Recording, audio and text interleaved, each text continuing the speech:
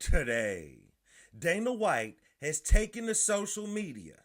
Dana White has hit Instagram and everybody else's social to let them know about an upcoming card, which is UFC 323, in which the homie is dropping some gems on there.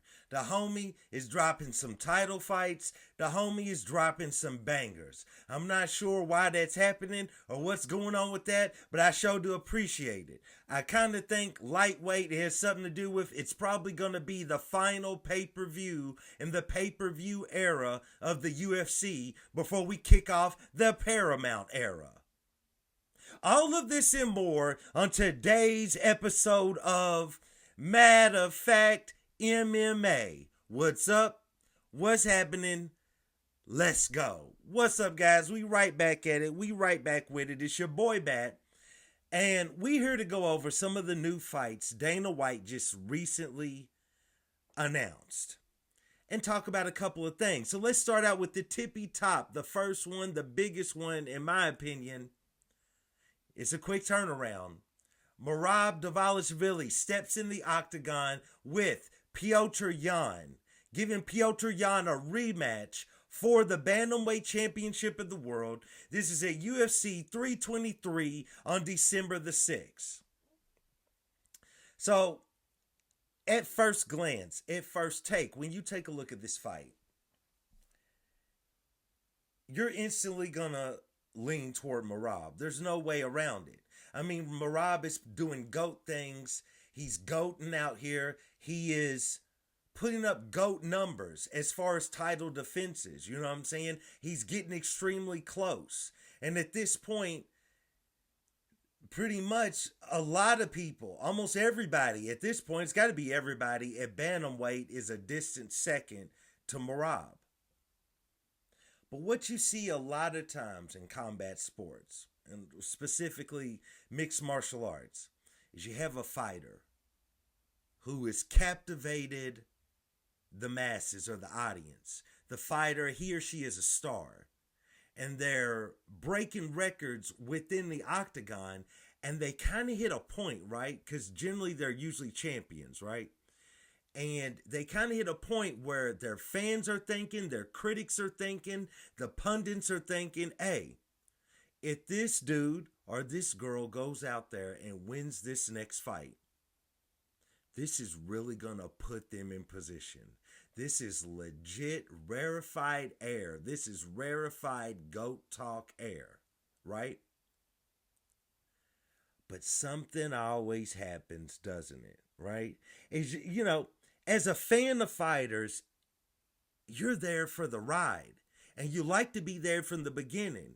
You love seeing you love seeing a fighter start out in the Contender Series and get his first huge win to get into the UFC. Then you love seeing the fighter's debut. You watch he or she get that first major win within the organization. Then you love watching them on the rise and you check out their interviews and consume their content, right? And you're watching them, elevate upward, right? And you see them get, maybe a so-so win. Then maybe Mick Maynard, Sean Shelby feels like, hey, I don't know if this guy or girl can go against someone that can wrestle. They throw him in there with the token wrestler, trying to hold him down, and maybe they pass that test. Then they're like, well, I don't know if they can go in there with a marathon man or a marathon person, a stamina person. Let's throw them up in there with that.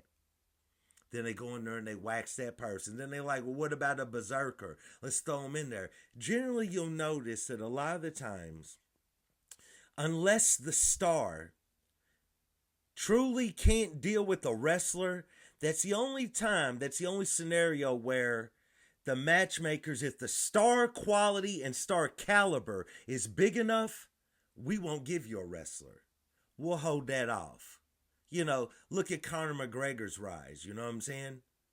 Look at Adesanya's earlier rise, you know what I mean? They waited a little while before they threw him Yoel Romero, you know what I mean? He had some fights under his belt. Now, they did give him Derek Brunson, but they knew what was going to happen when he stepped in there with Derek Brunson. Exactly what we saw, you know what I'm saying? They waited a while with Adesanya, right?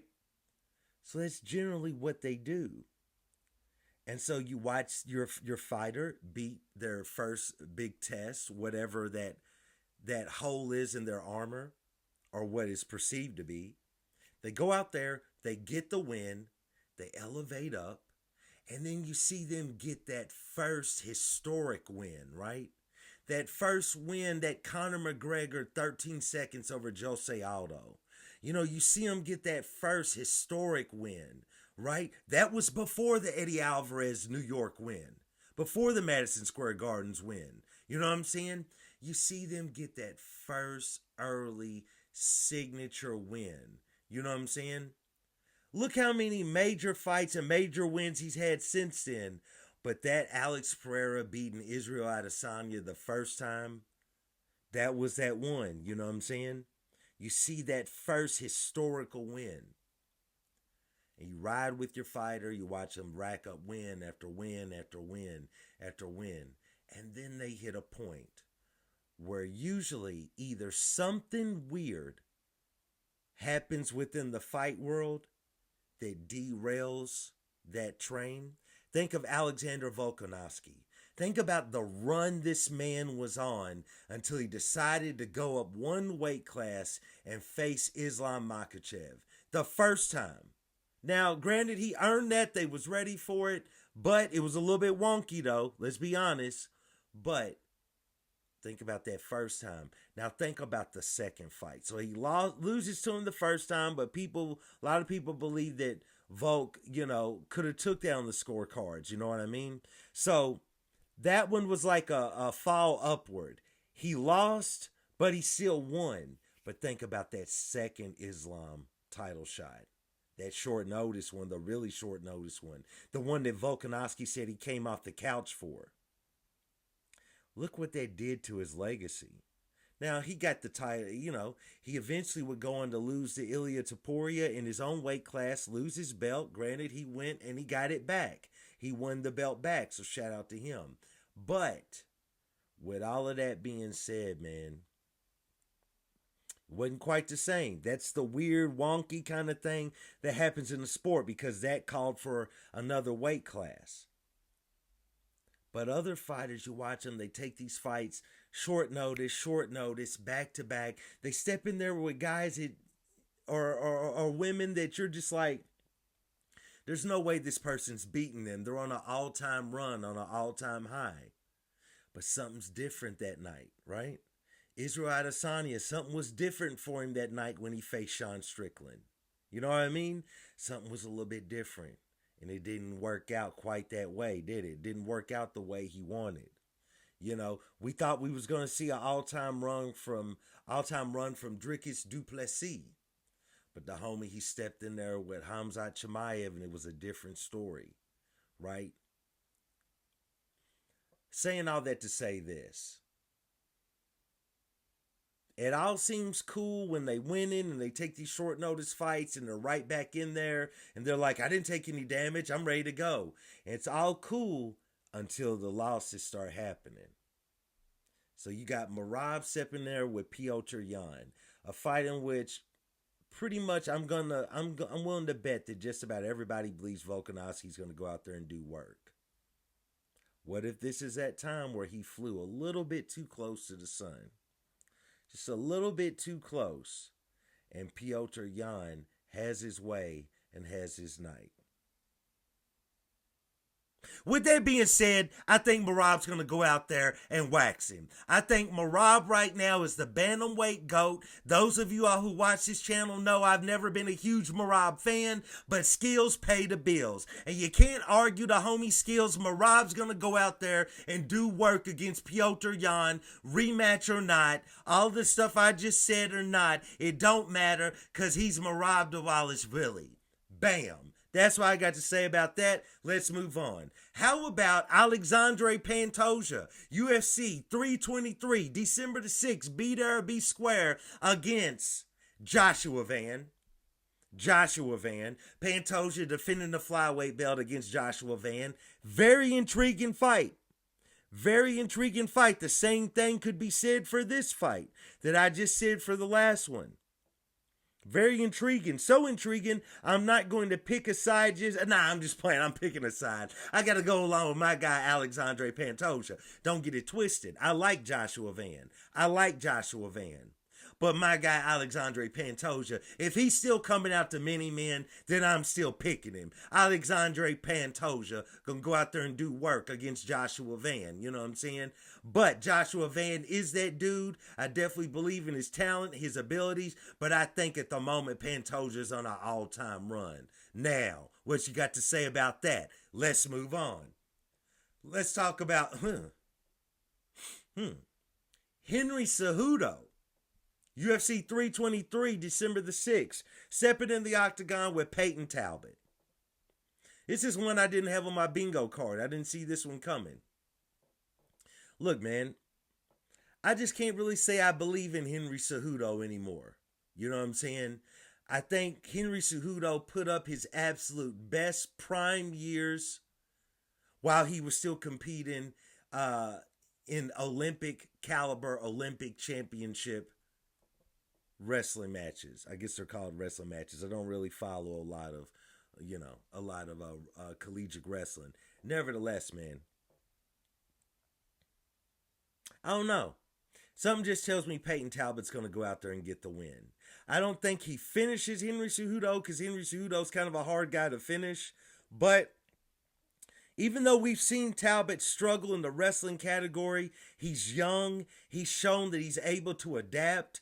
He shows that he is willing to address the wrestling and address the grappling, if not to get better at it, to at least develop the proper defenses for that.